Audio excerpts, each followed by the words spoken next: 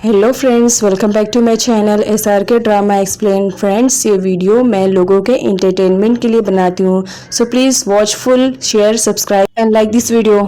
आज मैं जो ड्रामे की एक्सप्लेनेशन करने जा रही हूँ वो बहुत ही अमेजिंग ड्रामा है। इसमें दिखाया जाता है कि एक एलियन अर्थ पर आता है रिसर्च करने के लिए अपने फ्रेंड्स के साथ, बट अनफॉर्चुनेटली वो अर्थ पे ही छूट जाता है। अर्थ पर उसे एक लड़की दिखती है जो कि बहुत ज़्यादा खूबसूरत रहती है। वो उसके प्यार में पड़ जाता है, लेकिन वो लड़की की डेड हो जाती है और कई सालों बाद उसे वही लड़की मिलती है जिससे वो बहुत ज़्यादा प्यार करता है। तो देखना ये इंटरेस्टिंग रहेगा कि क्या सच में वो लड़की वही है जिससे एलियन प्यार करता था। तो चलिए बगैर टाइम वेस्ट किए ड्रामे की एक्सप्लेनेशन को स्टार्ट करते हैं।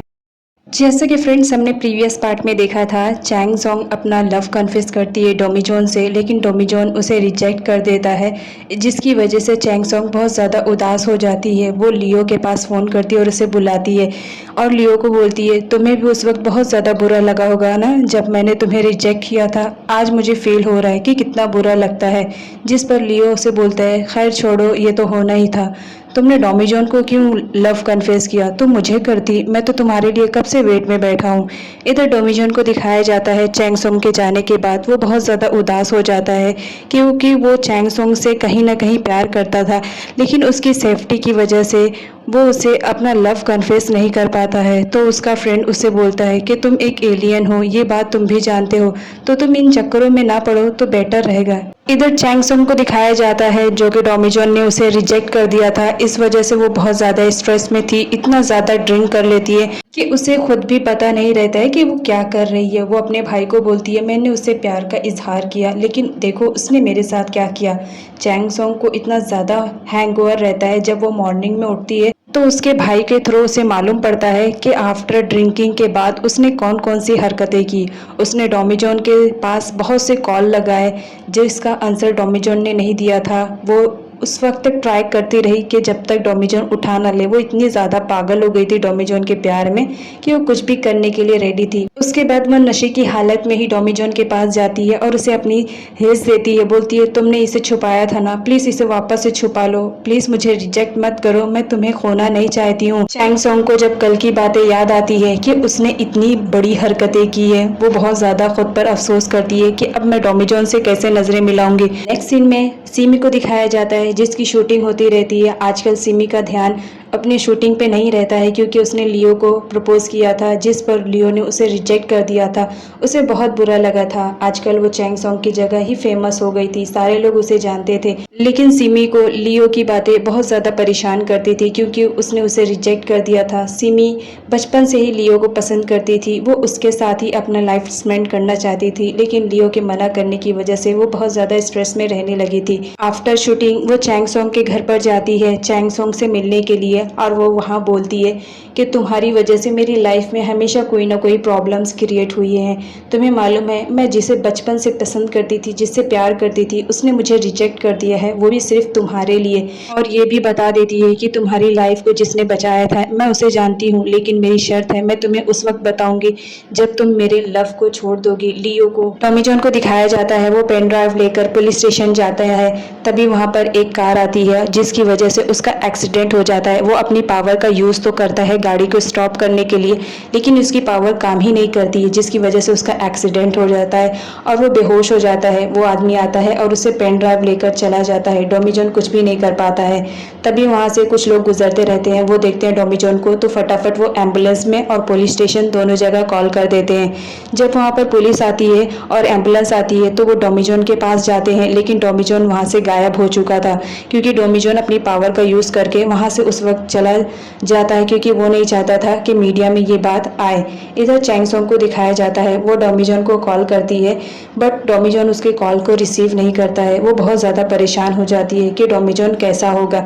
वो उसके घर पर जाती है उसकी तबीयत पूछने के लिए, तो देखती है कि उसके डोर पर ब्लड लगा रहता है। वो बहुत ज़्यादा परेशान हो जाती है। वो फटाफट उसका लॉक ओपन करके जाती है तो देखती है डोमीजॉन कमरे में रहता है और खून से लथपथ रहता है। वो बहुत ज़्यादा परेशान हो जाती है। वो फटाफट उसे जगाने की कोशिश करती है, लेकिन टॉमी जॉन बेहोश हो चुका था। वो बहुत ज़्यादा परेशान हो जाती है, उसे समझ में नहीं आता कि वो क्या करे। तो वो टॉमी जॉन के फ्रेंड को बुलाती है जिसे वो उसका फादर समझती है। टॉमी जॉन का फ्रेंड चैंग सोंग को बोलता है कि तुम टॉमी जॉन से दूर रहो, इसके लिए वो बेटर रहेगा।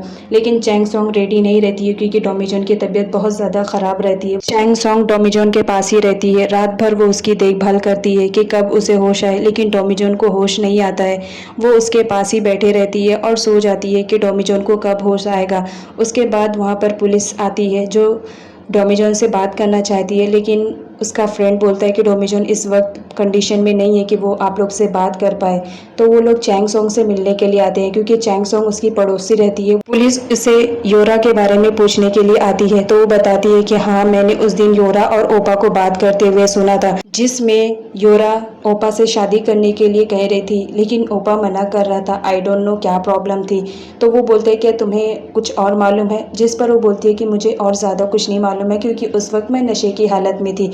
इधर दिखाया जाता है लियो को, जो कि इन्वेस्टिगेशन करने लगता है अपने भाई के पीछे, लेकिन उसे कुछ भी पता नहीं चलता है। इधर टॉमी जॉन को उसका फ्रेंड समझाता है कि तुम जानते हो तुम्हारी लाइफ कैसी है, तुम कभी भी इस दुनिया से जा सकते हो, तुम जानते हो तुम्हारी पावर जब भी कम पड़ेगी तुम कमज़ोर होते जाओगे। लेकिन टॉमी जॉन कहता है मुझे चैंग सोंग की हेल्प करनी है, चाहे उसके लिए मैं मर ही क्यों ना जाऊं। लेकिन उसका दोस्त बोलता है कि तुम जानते हो अगर तुमने ऐसा किया तो तुम्हारी लाइफ में बहुत बड़ी प्रॉब्लम्स आ जाएगी, तुम जिससे बचाना चाहते हो उसे बचाने के लिए तुम्हें दूर ही रहना पड़ेगा। उसके बाद चैंग सोंग को दिखाया जाता है, वो उन दोनों की बातें सुनने की कोशिश करती है लेकिन सुन नहीं पाती है। तभी टॉमी जॉन का फ्रेंड आता है, वो बोलता है ये अच्छी बात नहीं है कि तुम किसी की भी बातें सुनने की कोशिश करो। जिस पर चैंग सोंग बोलती है नहीं, मैं तो बस टॉमी जॉन का हाल लेने के लिए आई थी। जिस पर उसका फ्रेंड बताता है कि अभी उसकी तबीयत ठीक है, तुम उससे ना मिलो तो बेटर हो। लेकिन चैंग सोंग तो मानती नहीं, मिलने के लिए जाती है।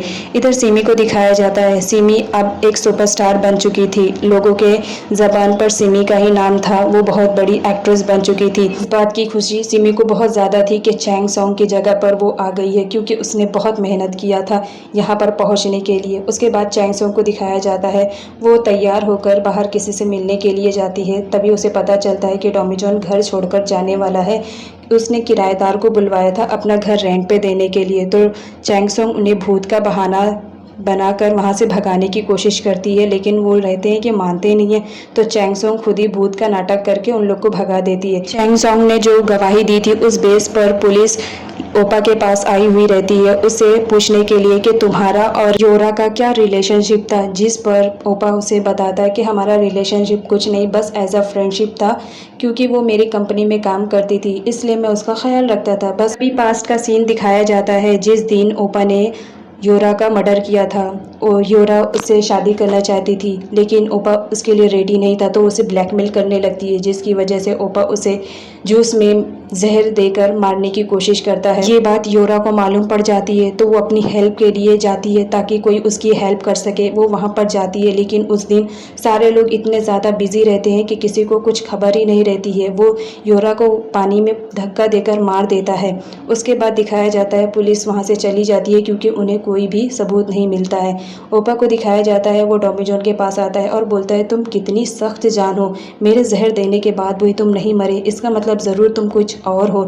जिस पर टॉमी जॉन बोलता है मैं तुम्हारी बात के लिए तैयार हूँ, अगर वो पेन ड्राइव मैं तुम्हें दे दूँ तो क्या तुम चैंग सोंग को छोड़ दोगे। जिस पर ओपा एग्री हो जाता है। इधर चैंग सोंग को दिखाया जाता है, वो बालकनी के थ्रू टॉमी जॉन के कमरे में जाने की कोशिश करती है। तभी टॉमी जॉन उसे कॉल करता है और बोलता है कि तुम्हें मुझसे मिलना है, तुम 2 मिनट में रेडी होकर आओ। चैंग सोंग बोलती है मैं तुम्हारे लिए इतना कर रही हूँ और तुम अब कॉल कर रहे हो। उसके बाद चैंग सोंग बहुत ज़्यादा खुश हो जाती है, वो फटाफट से जाती है, कपड़े चेंज करती है, अपना मेकओवर करती है और सोचती रहती है पता नहीं टॉमी जॉन ने मुझे क्यों बुलाया, क्या वो मुझसे अपना लव कन्फेस करना चाहता है। उसके बाद टॉमी जॉन चैंग सोंग को लेकर एक ऐसी जगह जाता है जहाँ पर वो लोग पहले ही जा चुके थे। टॉमी जॉन उसे अपनी सच्चाई बताता है और एक पेन दिखाता है और बताता है कि ये उसी लड़की की पेन है जिससे मैं पास्ट में बहुत ज़्यादा प्यार करता था, तुम्हारी शक्ल उसकी तरह सेम मिलती है, बस मैं इतना जानता हूँ मैं तुमसे प्यार नहीं करता हूँ, मैं इस अर्थ का नहीं हूँ, मैं किसी और अर्थ से आया हूँ। लेकिन चैंग सोंग मानने के लिए रेडी नहीं रहती है। टॉमी जॉन बोलता है यही सच्चाई है। चैंग सोंग बोलती है तुम्हारी तबीयत बहुत ज़्यादा ख़राब हो गई है, चलो घर चलते हैं। लेकिन टॉमी जॉन रहता है मानने के लिए रेडी नहीं रहता है। वो अपनी पावर से वहाँ पर रखे हुए कांच को तोड़ देता है जिससे चैंगसोंग बहुत ज़्यादा डर जाती है।